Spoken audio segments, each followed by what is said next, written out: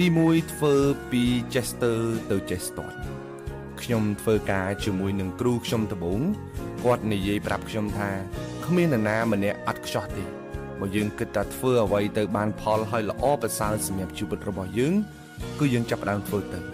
គ្មានអ្នកណាខំប្រឹងមួយថ្ងៃបានផលនោះទេសូម្បីតែដាំបាយក៏ត្រូវការពេល10ទៅ30នាទីដែរដើម្បីឆ្អិនអ្នកខ្លះគាត់មានសមត្ថភាពខ្លាំងមែនទែនប៉ុន្តែអ្វីដែលគាត់មិនទទួលបានផលនោះគឺខ្វះភាពក្លាហាននៅក្នុងការចាប់ផ្ដើមធ្វើវាចាំមាននេះ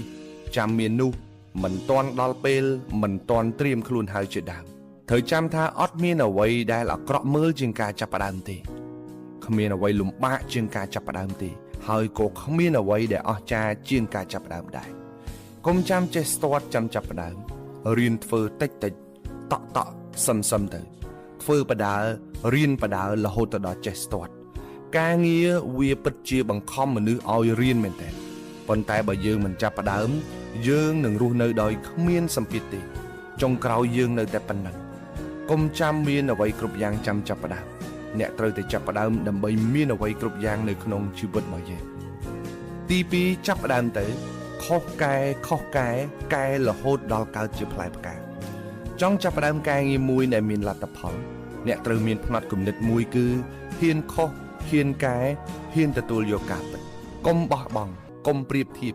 គ្មានការចាប់ផ្ដើមណាដែល perfect 100% ទេហើយក៏គ្មានអ្នកណាធ្វើអីភ្លាមចេញលទ្ធផលល្អភ្លាមនោះដែរ